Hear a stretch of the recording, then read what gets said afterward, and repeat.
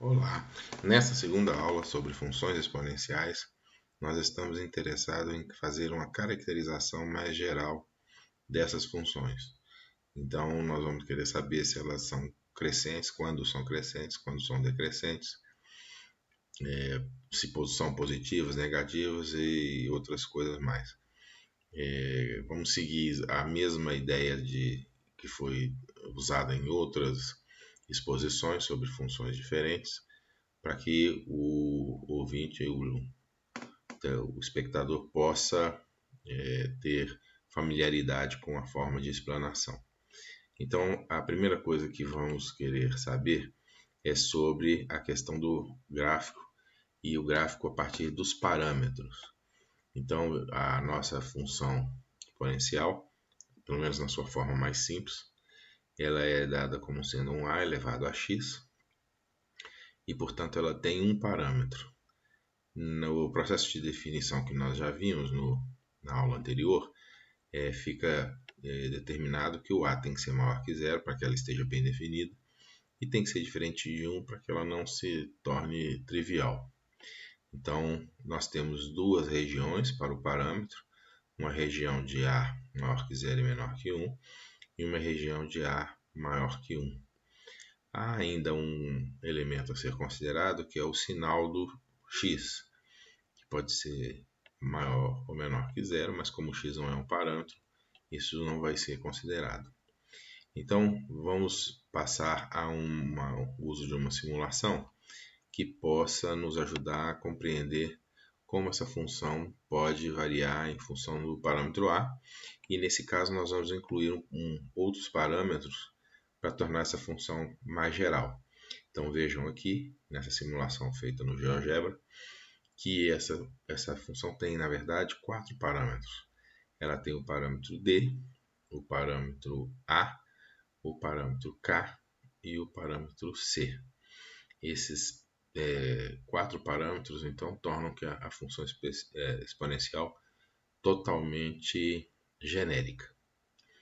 Então, vamos lembrando que os parâmetros sempre podem ser variados de forma independente, vamos entender o que cada um desses parâmetros faz.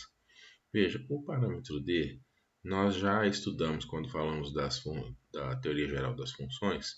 E o que ele faz? O parâmetro d simplesmente arrasta a função para cima ou para baixo, dependendo do seu sinal. Então, se o parâmetro d se torna negativo, nós estamos simplesmente tirando do gráfico que seria dessa função o valor d. Então, o gráfico simplesmente abaixa. Se nós colocamos d positivo, o valor da função, a função é arrastada de unidades para cima.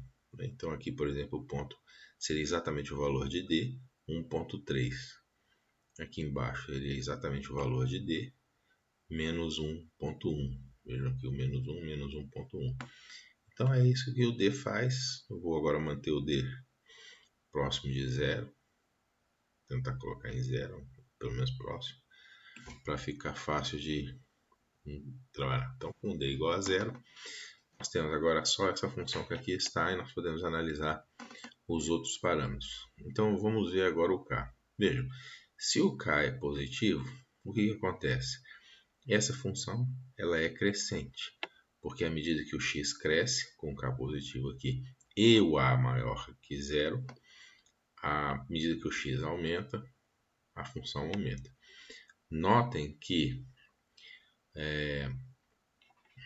o nosso k pode ser maior que zero, mas se o a for menor do que 1, então agora eu vou mexer o a para deixar ele menor do que 1, o que vai acontecer? Quando o a for igual a 1, nós temos aquela função constante, como já foi mencionado, mas quando ele diminui de 1, a função de crescente passa a ser decrescente, porque agora ter um valor menor que 1 aqui é a mesma coisa que ter um valor maior que 1 elevado a um número negativo, que portanto tornaria o k negativo. Então existe essa relação entre o a e o k, tá?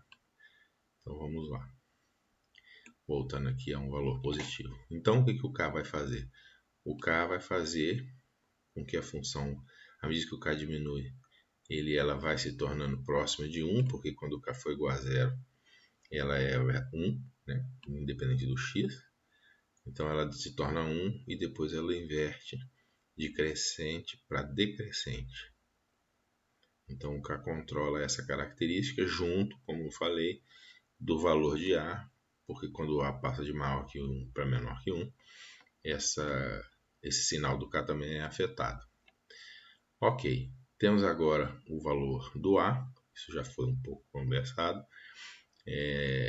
Mantendo o K positivo, se o A é maior que 1, ela vai ficando cada vez mais aguda, né? Exponencial, porque é um valor cada vez maior que está sendo elevado ao expoente. Mas se o A vai tendendo para 1, ela vai se tornando próxima da reta. Em 1 é a reta, e depois ela se torna de uma equação crescente, uma função crescente, para uma função decrescente. Então, é esse o comportamento que o A controla. E o C, ele na verdade, se nós estamos com D igual a 0, o que ele faz? Ele multiplica a função. Então, isso também já foi estudado na teoria geral das funções. Se você aumenta o C, ele aperta a função em direção ao eixo Y. Se você diminui o C, ele suaviza, né, distancia a função do eixo das ordenadas. Então é exatamente isso que está acontecendo aqui, serve até como um exemplo daquilo que já foi estudado, tá certo? Então essas são as características da função exponencial, essa função exponencial mais geral, em termos dos seus parâmetros. Nós sugerimos àqueles que estão assistindo que depois acessem esse simulador no GeoGebra, cujo endereço vai estar na descrição do vídeo. Mas é isso, eu agradeço pelo interesse, até a próxima aula.